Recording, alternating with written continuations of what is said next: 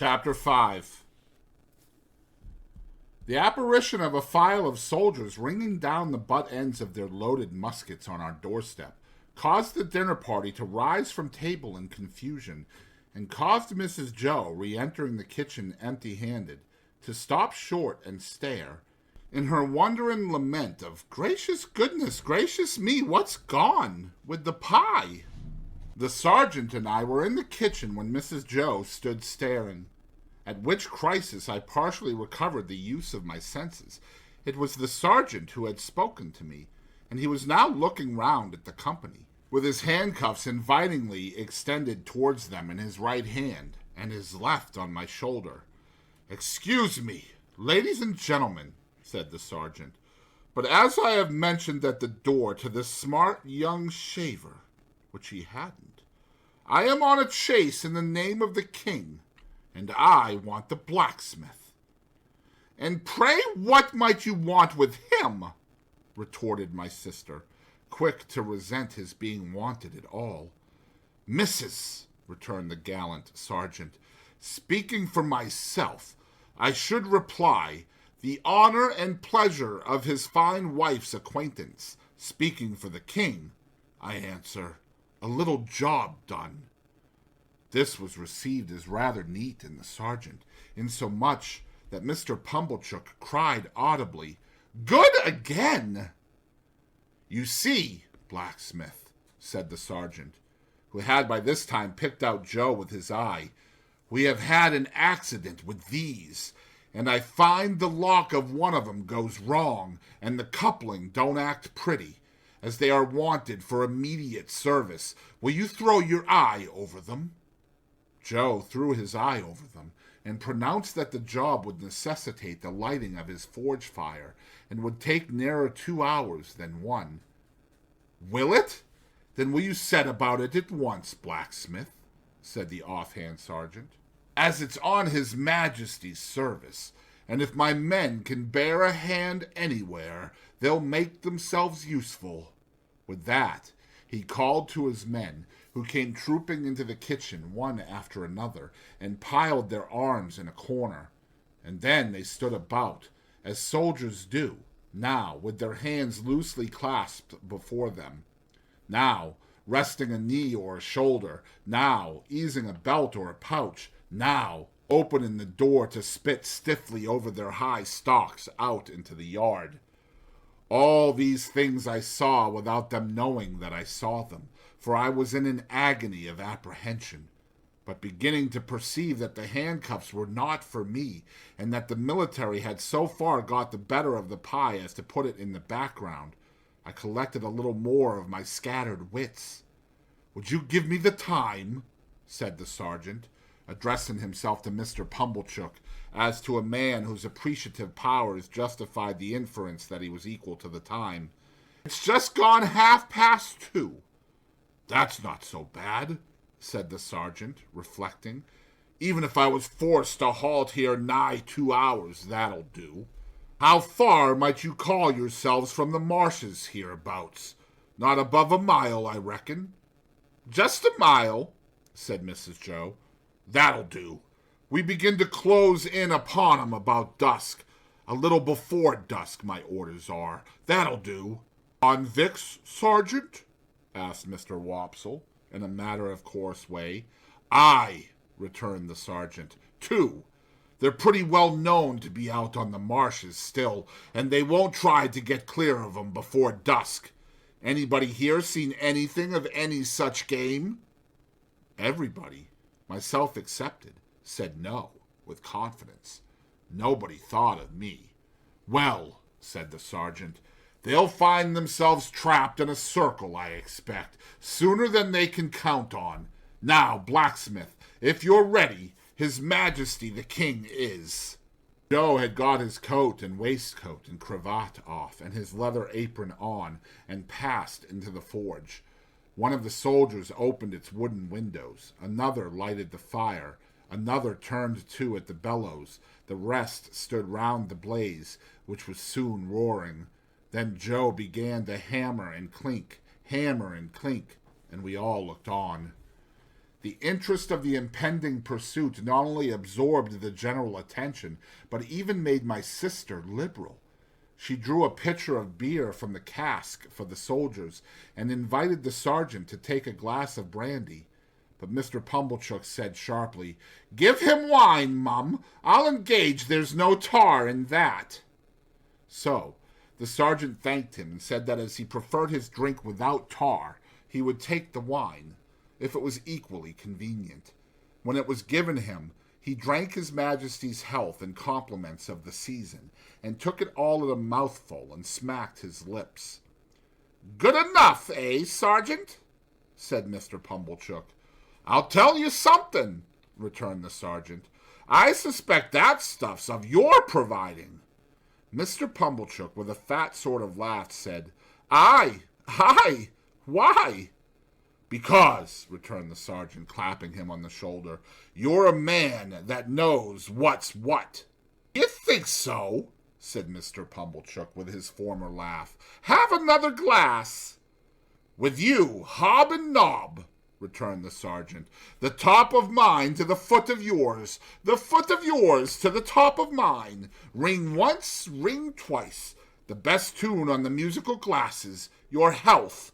May you live 1,000 years, and never be a worse judge of the right sort than you are at the present moment of your life."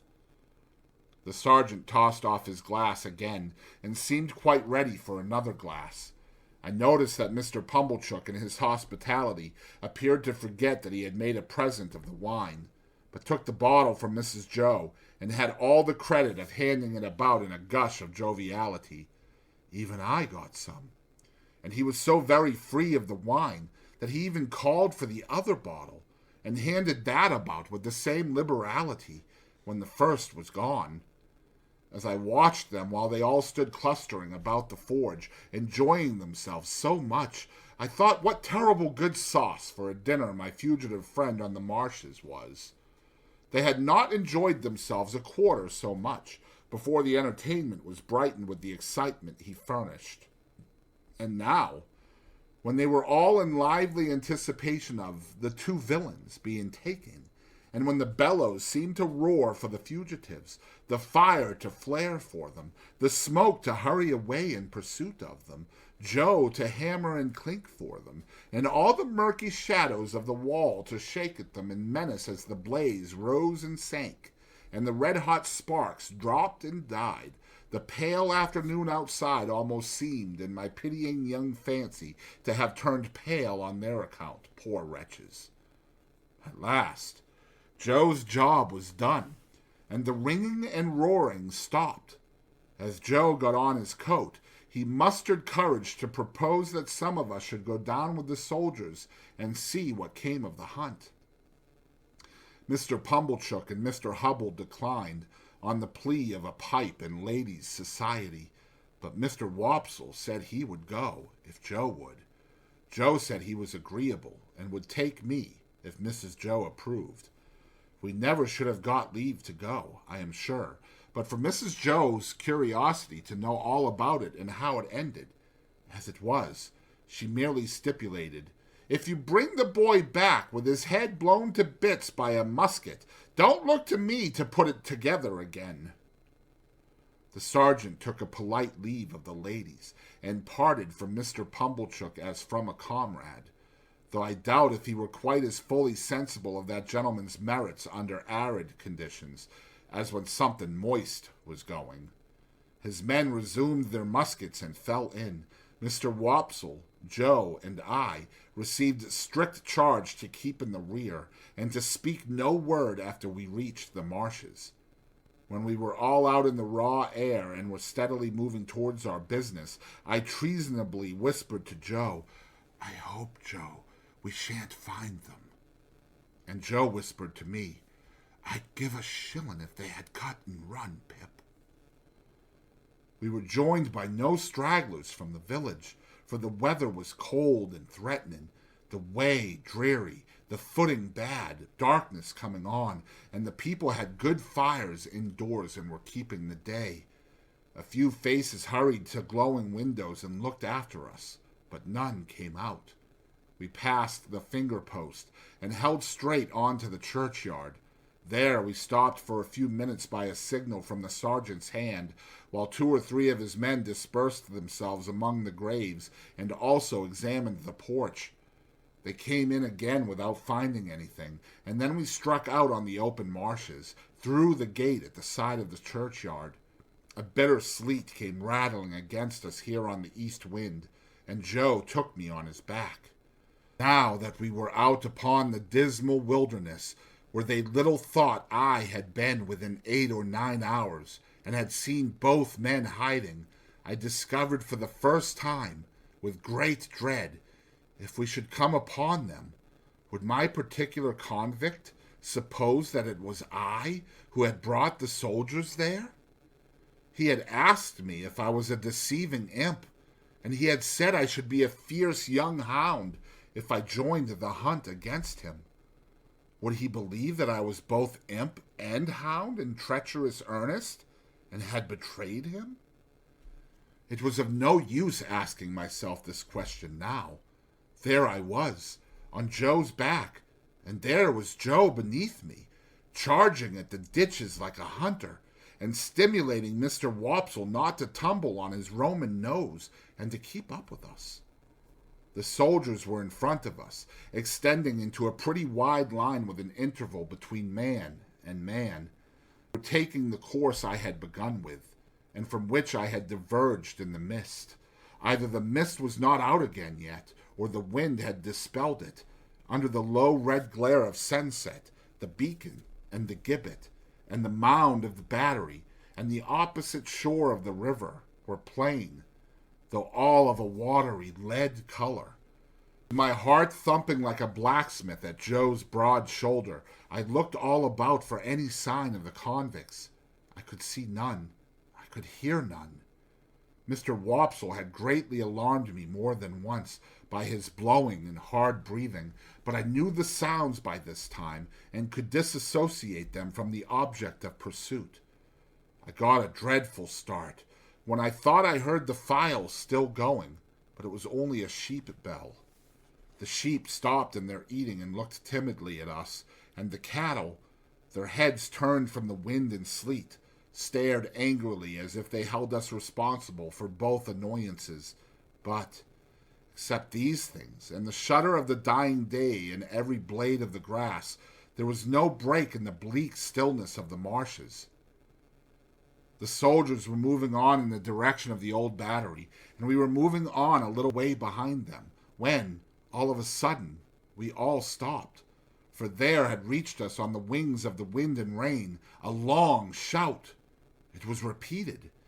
It was at a distance towards the east, but it was long and loud. Nay, there seemed to be 2 or more shouts raised together, if one might judge from a confusion in the sound. To this effect, the sergeant and the nearest men were speaking under their breath when Joe and I came up. After another moment's listening, Joe, who was a good judge, agreed, and Mr. Wopsle, who was a bad judge, agreed. The sergeant, a decisive man, ordered that the sound should not be answered, but that the course should be changed, and that his men should make towards it at the double.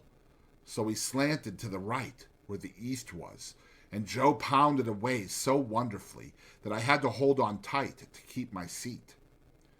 It was a run indeed now, and what Joe called, in the only 2 words he spoke all the time, a winder.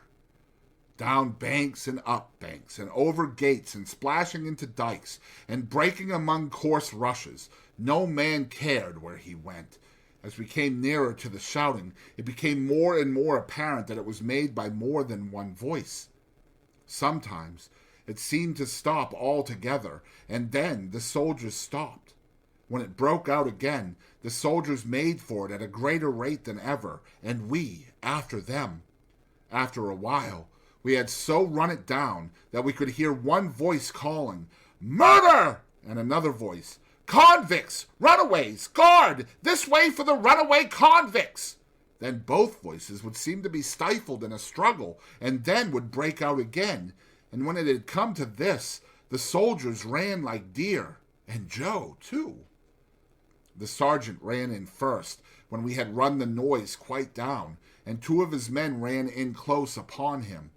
Their pieces were cocked and leveled when we all ran in. "Here are both men," panted the sergeant, struggling at the bottom of a ditch. "Surrender, you two, and confound you for 2 wild beasts. Come asunder." Water was splashing, and mud was flying, and oaths were being sworn, and blows were being struck, when some more men went down into the ditch to help the sergeant, and dragged out, separately, my convict and the other one. Both were bleeding and panting, and execrating and struggling, but of course I knew them both directly. "Mind!"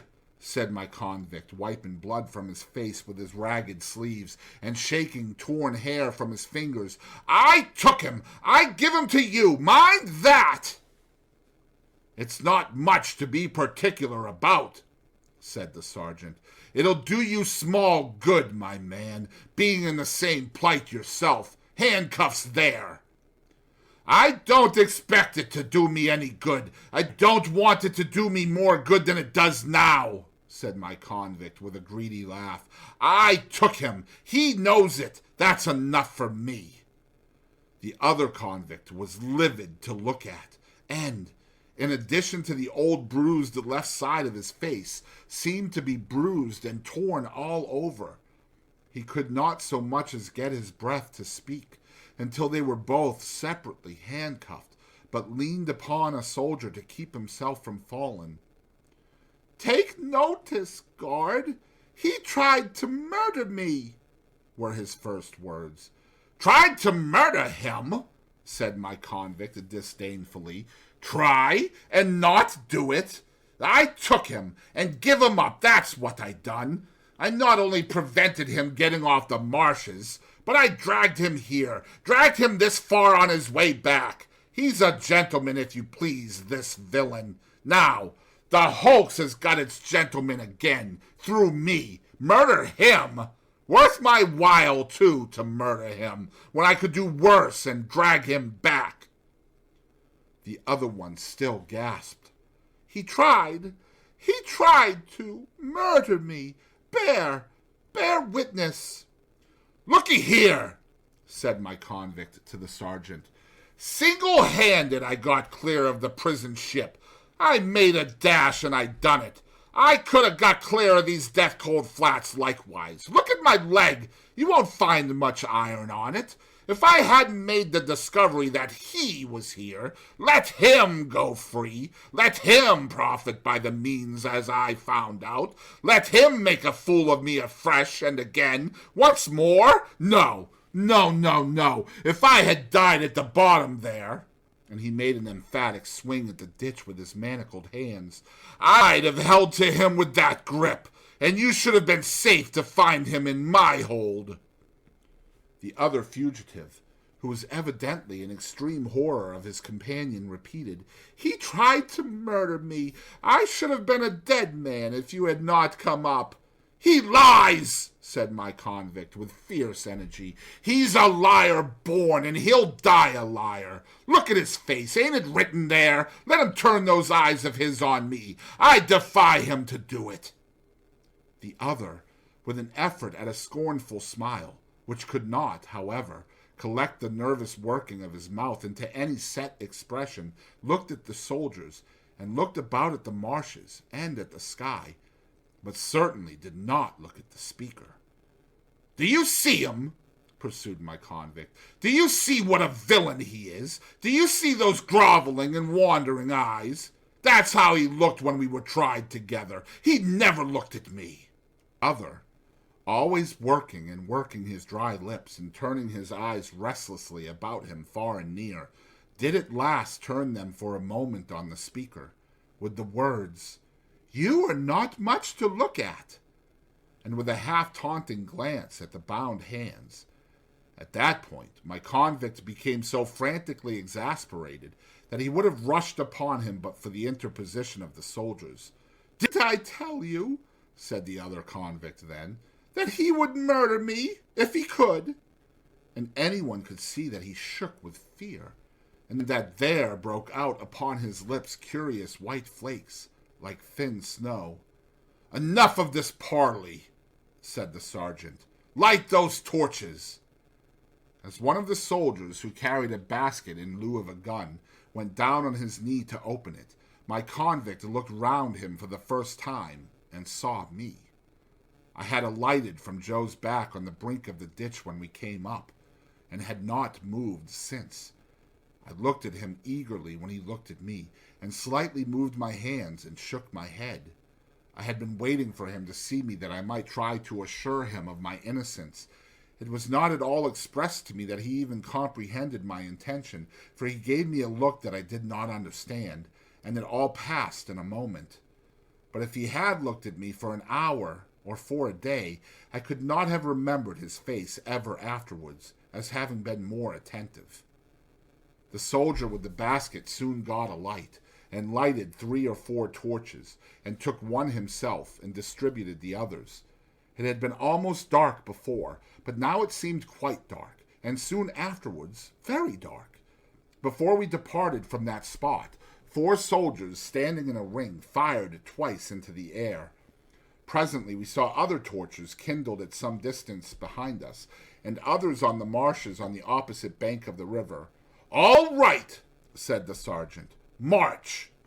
We had not gone far when 3 cannon were fired ahead of us with a sound that seemed to burst something inside my ear. "You are expected on board," said the sergeant to my convict. "They know you are coming. Don't straggle, my man. Close up here." The 2 were kept apart, and each walked surrounded by a separate guard. I had hold of Joe's hand now, and Joe carried one of the torches.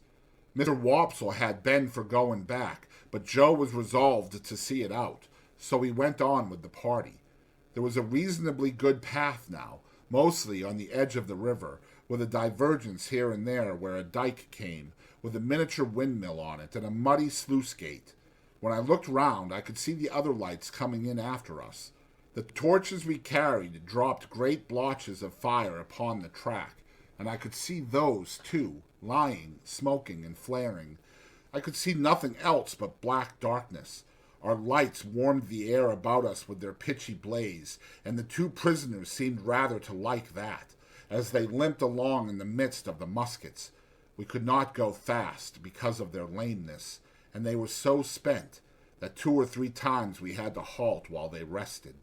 After an hour or so of this traveling, we came to a rough wooden hut and a landing place. There was a guard in the hut, and they challenged, and the sergeant answered.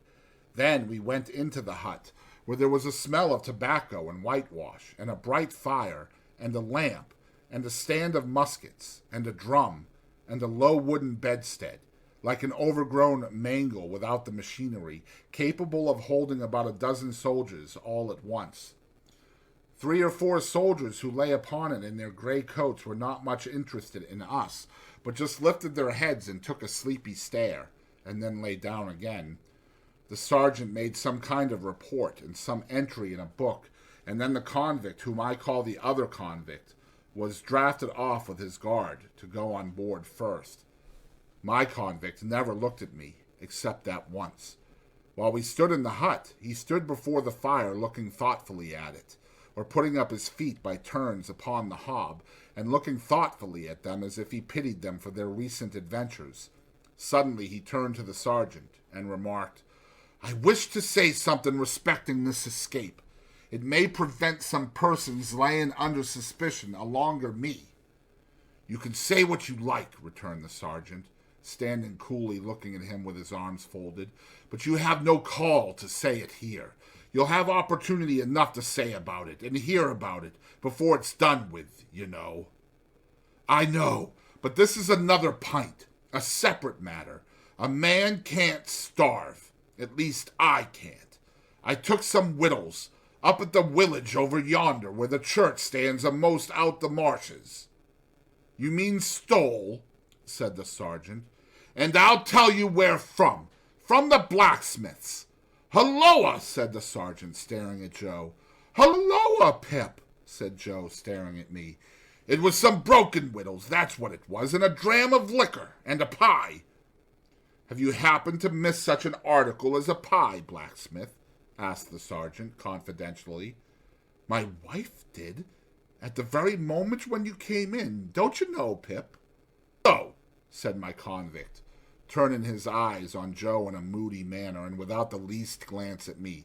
So you're the blacksmith, are you? Then I'm sorry to say I've eat your pie. God knows you're welcome to it, so far as it was ever mine, returned Joe, with a saving remembrance of Mrs. Joe. We don't know what you have done, but we wouldn't have you starve to death for it, poor miserable fellow creature. Would us, Pip? The something that I had noticed before clicked in the man's throat again, and he turned his back. The boat had returned, and his guard was ready, so he followed him to the landing place made of rough stakes and stones, and saw him put into the boat, which was rowed by a crew of convicts like himself. No one seemed surprised to see him, or interested in seeing him, or glad to see him, or sorry to see him, or spoke a word, except that somebody in the boat growled as if to dogs, "Give way, you!" which was the signal for the dip of the oars. By the light of the torches, we saw the black hulk lying out a little way from the mud of the shore, like a wicked Noah's Ark, cribbed and barred and moored by massive rusty chains. The prison ship seemed in my young eyes to be ironed like the prisoners. We saw the boat go alongside, and we saw him taken up the side and disappear. Then the ends of the torches were flung hissing into the water and went out, as if it were all over with him.